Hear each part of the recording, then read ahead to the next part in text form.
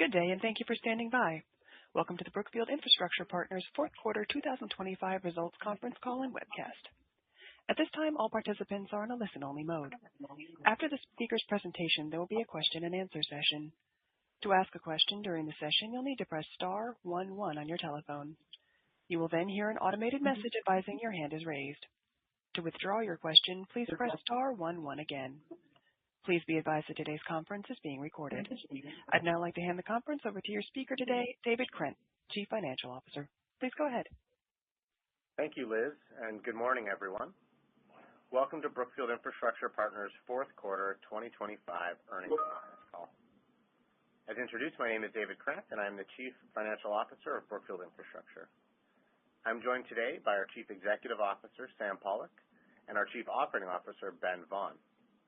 Also with us today is Dave Joynt, a Managing Partner, and Uday Mathialagan, Head of our Global Data Center Businesses.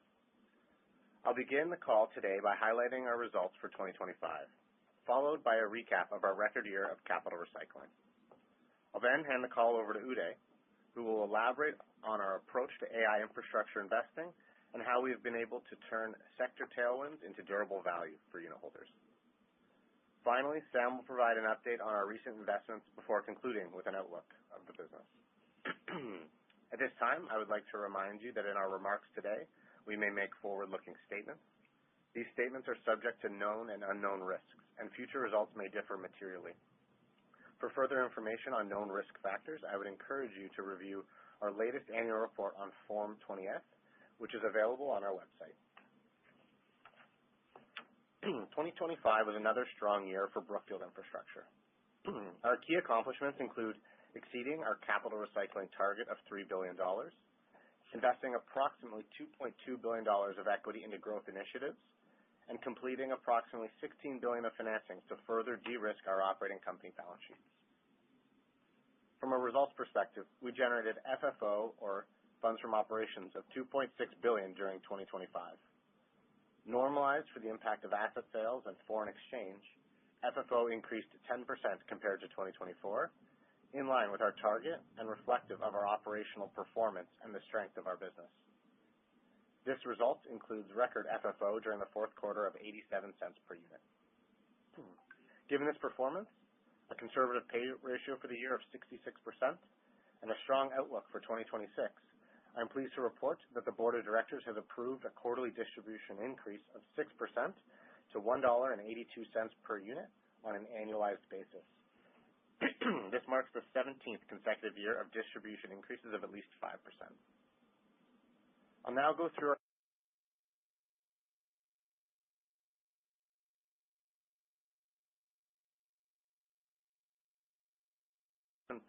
year over year. The base business continued to perform well during the year, driven by inflation indexation across the portfolio and the contribution of roughly $500 million of capital commissioned into rate base over the last 12 months. Moving on to our transport segment, FFO totaled $1.1 billion, in line with the prior year after normalizing for $1.8 billion of capital recycling initiatives. The loss of earnings from these sales was partially offset by higher revenues across our transportation networks, particularly in our rail and toll road segments, where volumes and rates grew on average by 2% and 3% respectively. Our midstream segment generated FFO of $668 million for the year, representing a 7% year-over-year increase. This growth reflects higher volumes and activity levels across our midstream assets, particularly at our Canadian natural gas gathering and processing operation, and our recently acquired U.S. refined products pipeline system. Lastly, FFO from our data segment was $502 million, a step change increase over 50% compared to the prior year period. The increase is attributable to several new investments completed over the last 12 months, the most recent being our U.S. bulk fiber network, which is now fully contributing to earnings in the fourth quarter. In addition, we achieved strong organic growth across our data storage business, which included the commissioning of 220 megawatts of capacity at our hyperscale data centers, 200 megawatts of new billings at our U.S. retail co-location data center operation, and income generated by our global data center developers. Our global data center platform now has development potential consisting of approximately 3.6 gigawatts, including contracted capacity of over 2.3 gigawatts today. Before turning it over to Uday, I would like to briefly touch on our record liquidity, which totaled $6 billion at the end of 2025 and included just under $3 billion at the corporate level. Contributing to this strong position was a record $3.1 billion in asset sale proceeds raised in 2025. We believe that the elevated pace of capital recycling will continue into the year ahead. We already have 2 transactions secured that crystallize attractive returns. The first, which is we agreed to sell the largest of 4 concessions within our Brazilian electricity transmission operation. We expect proceeds of approximately $150 million net to BIP, generating an attractive IRR of 45% and over 8 times multiple of capital. Closing for the transaction is expected at the end of the first quarter in 2026. Secondly, we formed a capital partnership for a portfolio of stabilized and under construction data centers in North America. Proceeds from this sale are expected to be used to support the build-out of our powered land bank within the business. That concludes my remarks for this morning. I'll now pass the call over to Uday. Thank you, David, and good morning, everyone. AI is justifiably dominating headlines with many bold predictions ranging from data centers in space to breakthrough in quantum computing that could one day redefine how the world operates. At the same time, many are questioning the merits of the magnitude and velocity of capital flowing into AI and whether demand will materialize at a level that justifies the spending. The sheer scale of investment underway to build the physical backbone that makes AI possible is staggering. In 2025 alone, corporates invested approximately $500 billion into AI-related infrastructure, with capital investment over the next 2 years expected to rise further. Much of this build-out is fundamental to the development of AI, enabling power-intensive workloads to run reliably, securely, and at scale in well-connected locations. The reality is driving a sustained wave of investment into the backbone infrastructure that enables AI, including data center capacity, grid resiliency, power generation, and transmission. The sector remains exposed to overbuilding, technological change, and disruption. With capital moving quickly, not all participants will be rewarded, and there will be mistakes made. Our approach is designed to protect against such exuberance. Brookfield Infrastructure is applying a prudent, risk-focused approach to participating in the build-out of AI infrastructure, maintaining strict guardrails to safeguard our capital. First, our development projects are underpinned by long-term contracts with favorable terms. We do not build speculatively and earn an attractive return within the initial contract period, mitigating technology risk. Second, the second guardrail is that we selectively focus on the strongest investment-grade counterparties, who are some of the largest, well-capitalized, and most profitable technology companies in the world. Third, we concentrate on top-tier workload-agnostic locations for our data centers that can support the full spectrum of demand, reducing the risk of the single-theme exposure and increases the durability of demand through cycles. The fourth is our disciplined strategy. We are deliberate in how much land and powered shells we control and develop. We have created a self-funding model that provides funding for future development and locks in attractive developer economics, as well as reduces the size of our platform while maintaining the benefits of scale. And fifth, we match the capital structure to the tenor of the contracted cash flows with a focus on preserving flexibility and ensuring that we can finance growth responsibly. To illustrate the benefits of our approach, during 2025, we experienced exceptional demand at our data center platforms, securing record growth, commercialization, capital recycling, and capital markets activities. For example, At our U.S. co-location data center business, we experienced 11 consecutive quarters of record bookings, and it's now fully utilized across several markets. During the quarter, we signed several large contracts at a data center in Illinois, achieving 100% occupancy and adding approximately $45 million of annual EBITDA on a run rate basis, commencing later this year. Without investing any further equity, we acquired and added a 40-site data center portfolio in January 2024 to our existing business and subsequently increased EBITDA from a combined base of approximately $200 million to approximately $500 million on a contracted basis. The exciting part that the growth journey is expected to continue, led by high returning under-roof densification and in-footprint expansion capacity, which total over 600 megawatts of identified growth potential. Across our global data center platform, we achieved a significant lease-up of our land bank during the fourth quarter, which is expected to be commissioned over the next 3 years. We executed agreements for approximately 800 megawatts of capacity, predominantly in North America. The vast majority of these leases are with investment-grade customers and underpinned by long-term contracts. Since acquiring our North American and European platforms, our adherence to the guardrails outlined above has allowed us to maintain a consistent greenfield data center yield on cost. In 2025, we partnered on almost 850 megawatts of stabilized and operating sites in North America and Europe, crystallizing developer premiums and demonstrating strong demand. Taken together, we hope these examples highlight both the strength of demand we're seeing and importance of disciplined execution, converting demand into durable returns. As AI workloads scale, the value of well-located, powered infrastructure intensifies.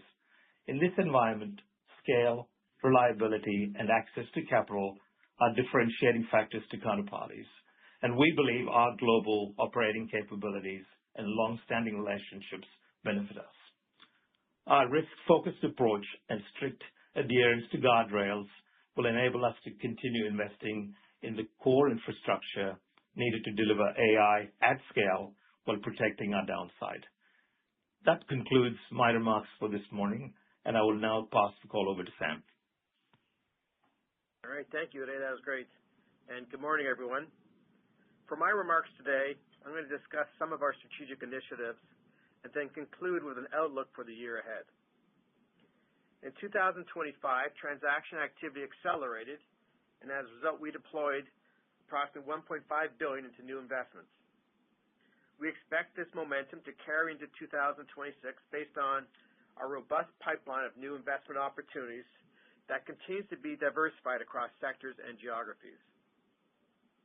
During the quarter, we completed the inaugural project under the framework agreement with Bloom Energy, installing 55 megawatts of behind-the-meter power for a data center site in the United States.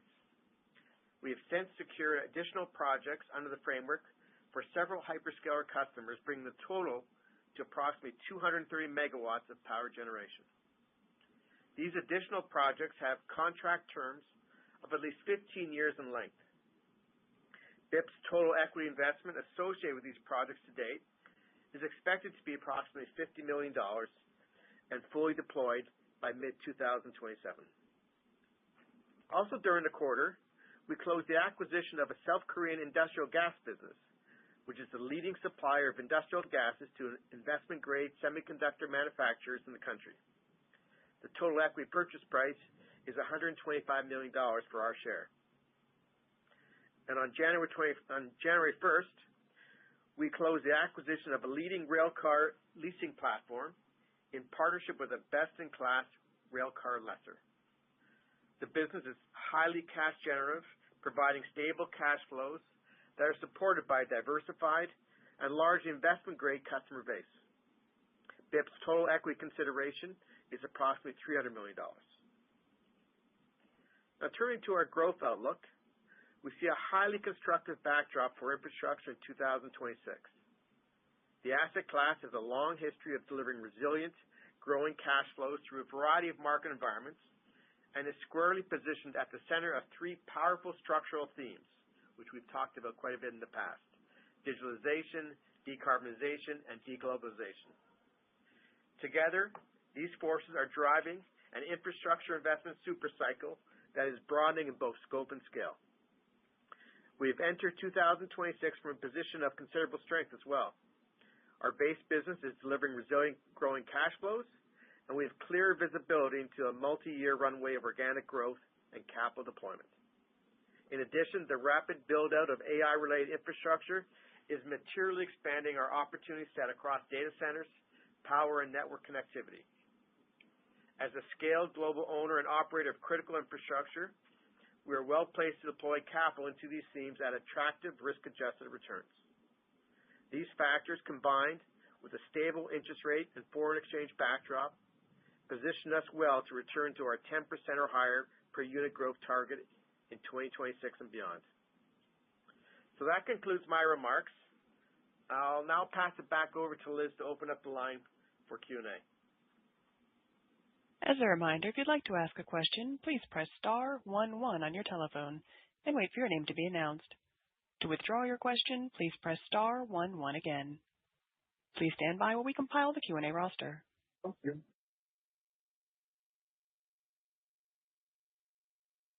Our first question comes from the line of Maurice Choy with RBC Capital Markets.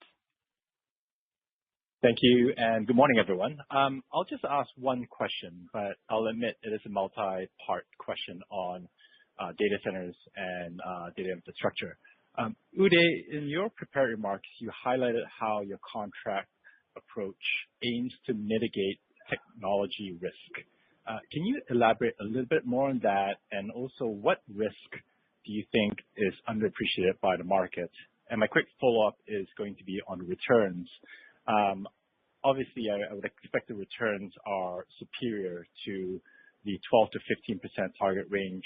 So maybe you could help us understand a little better how much more better, even if it's just a range, or even some factors for us to consider and quantify these premium returns. Thank you. Hi, Maurice. It's Sam here. Maybe I'll start off with the returns, and then I'll have Uday talk about the contract items and the risks that you also asked. So on the return front, I'll keep it high level and simple.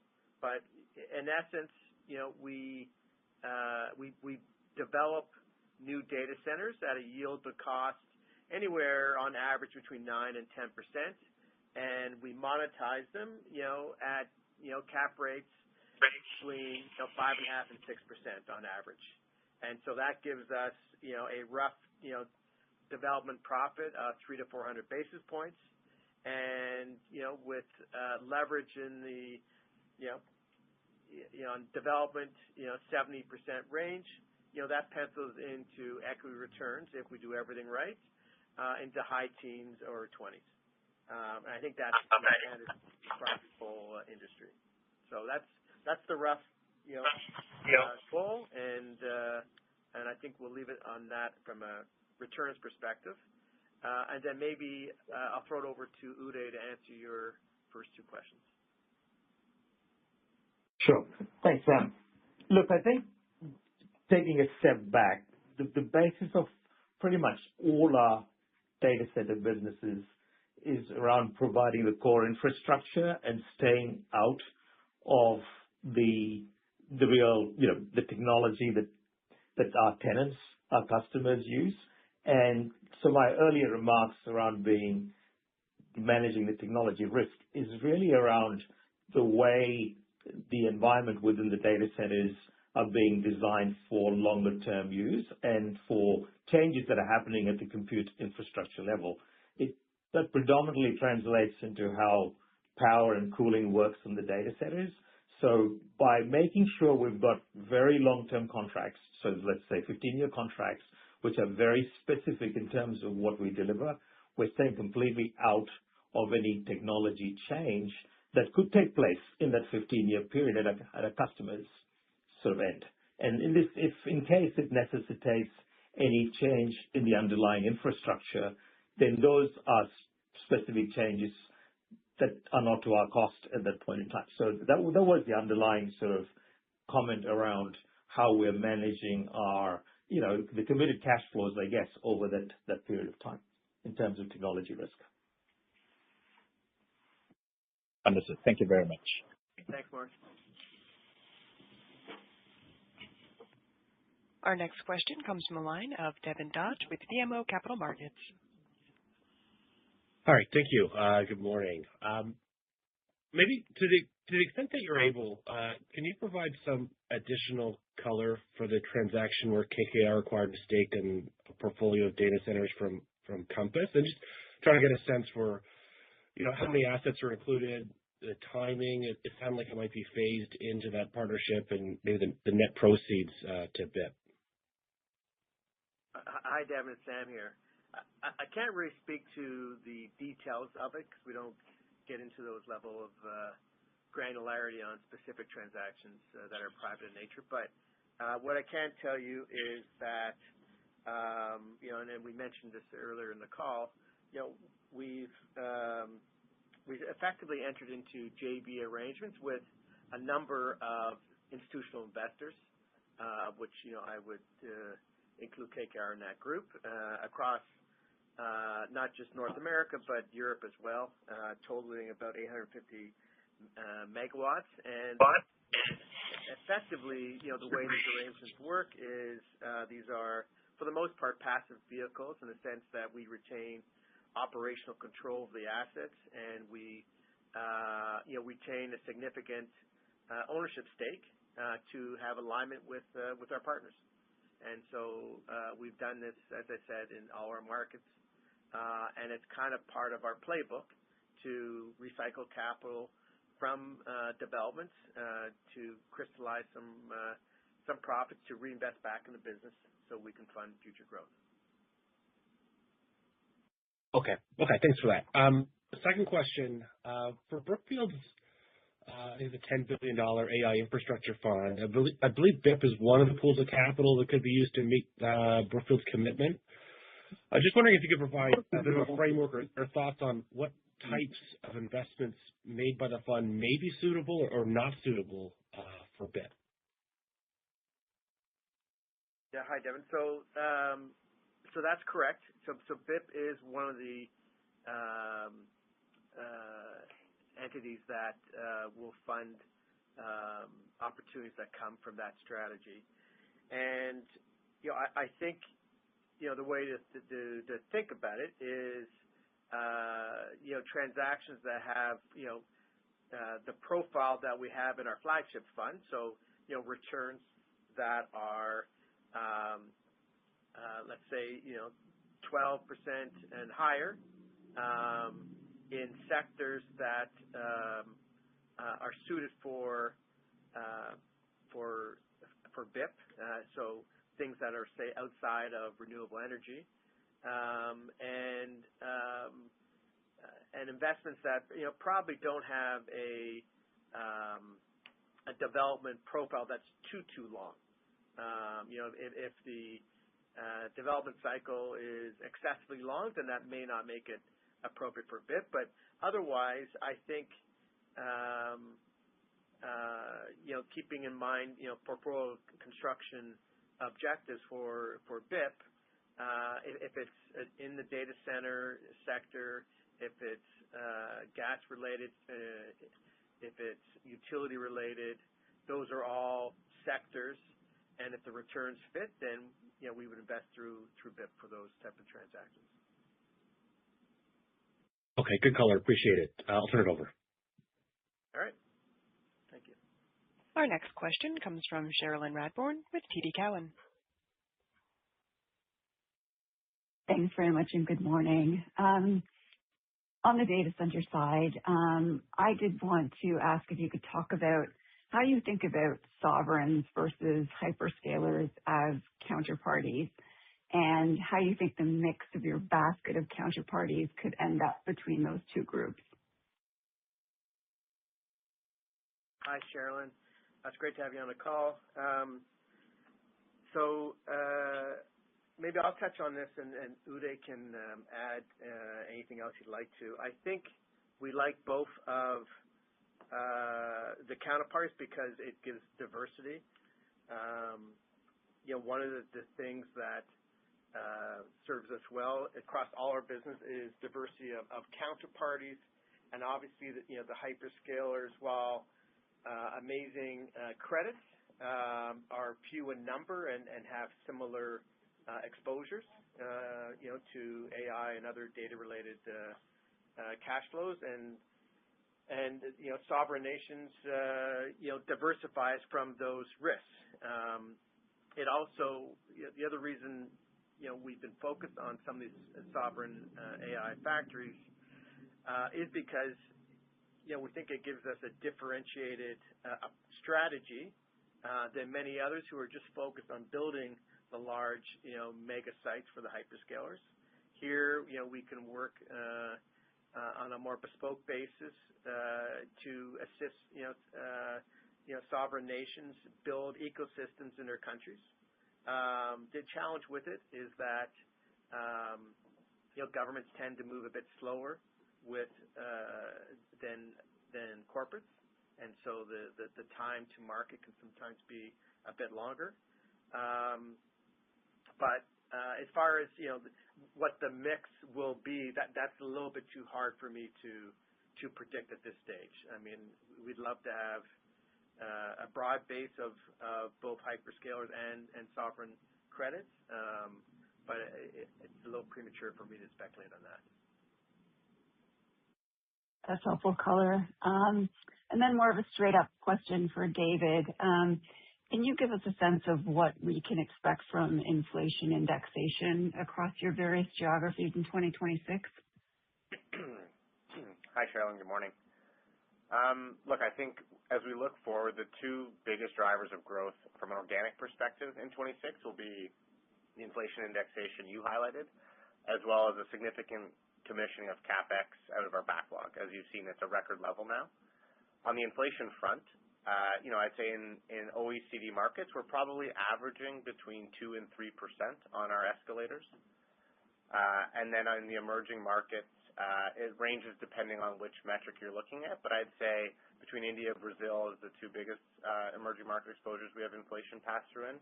It's probably also in the 2 to 4%, depending on the metric. So I think it's more manageable. It's still above, probably 25, 50 basis points above our historical averages that you would have observed, but certainly not as elevated as you saw in 2022.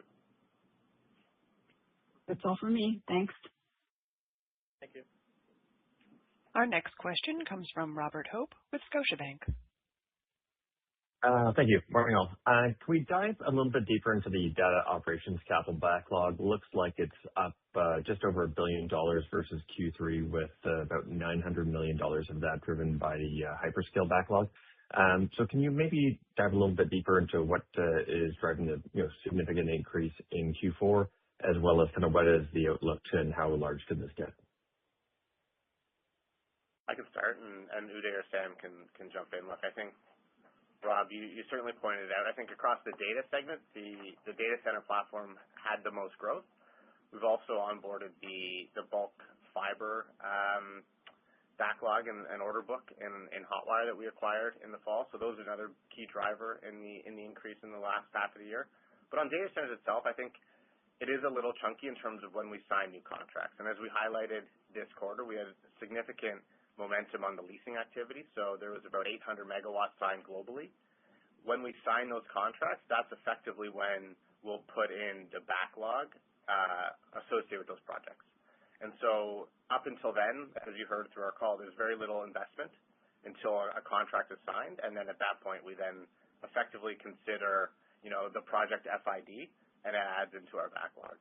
And so, as you heard, it's probably a mixture of North American, European, as well as a few in Asia Pacific that drove those signings, drove the addition to backlog.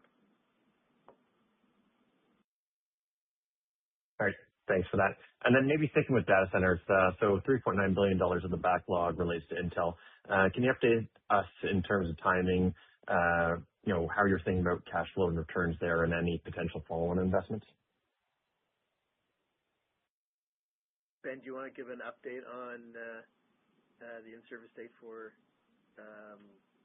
the Intel facility? Yeah, sure. So for the Intel facility, our JV has two fabs, and one of which has reached its in-service date. So it's now producing wafers, which is great. And the second fab is making good progress towards completion. So the actual underlying operations that underpin our JV and the construction activity is progressing very well for Intel.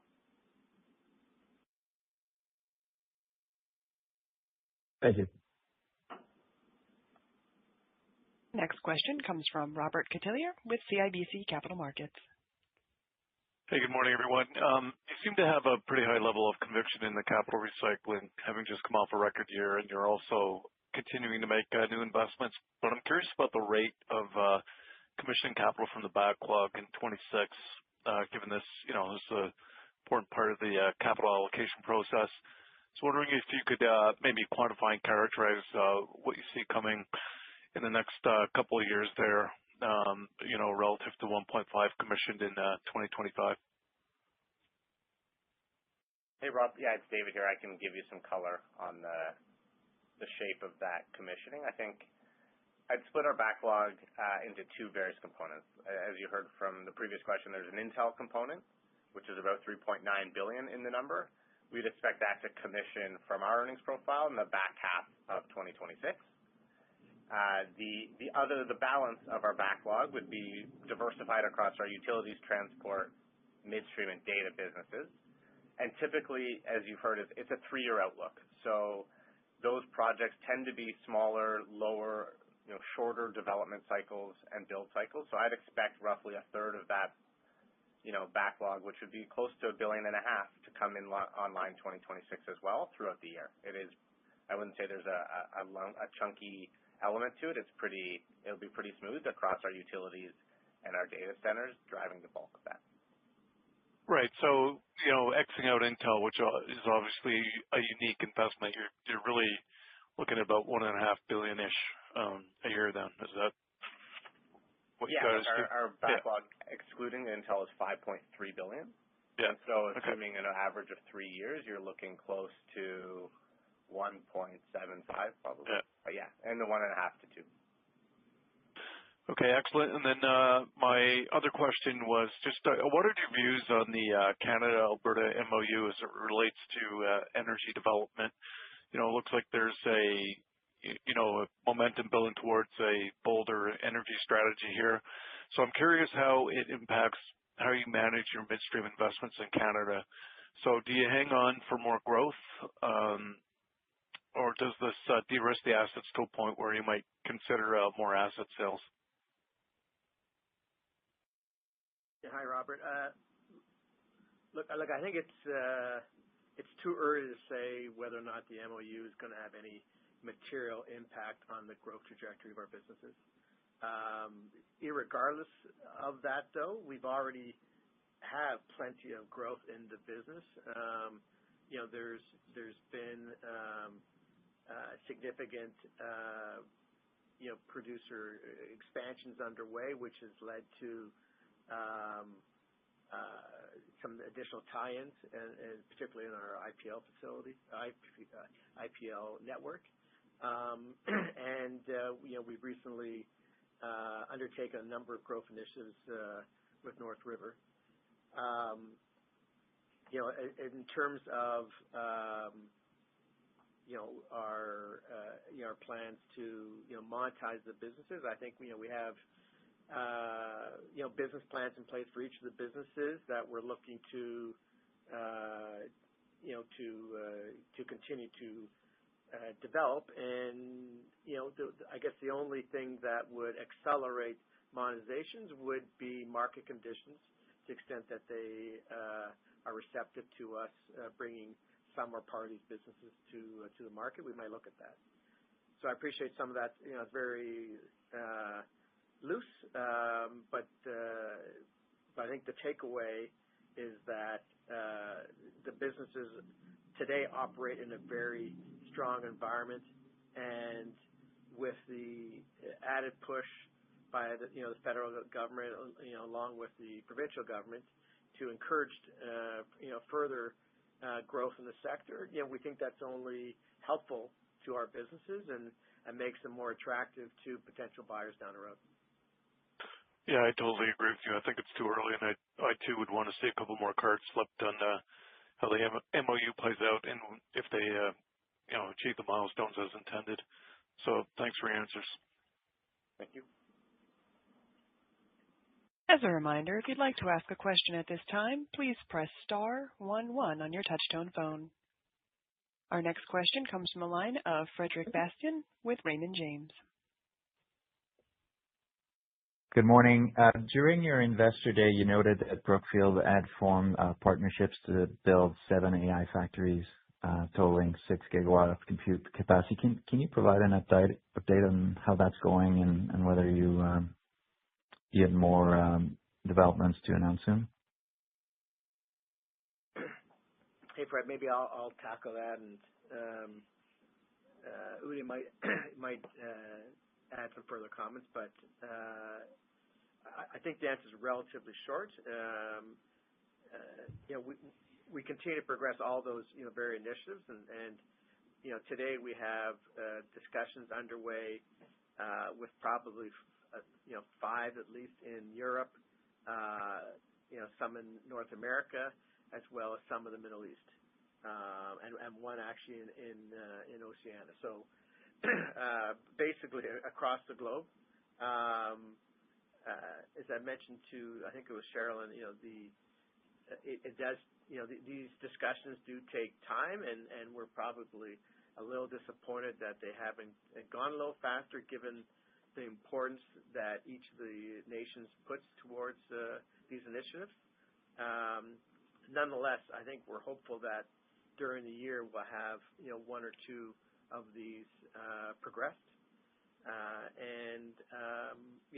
I think the only thing that I would caution you is that they tend to be smaller than some of the mega sites that you see announced with the hyperscalers. So most of these are anywhere between as small as 50 megawatts up to as much as maybe 250 in phases.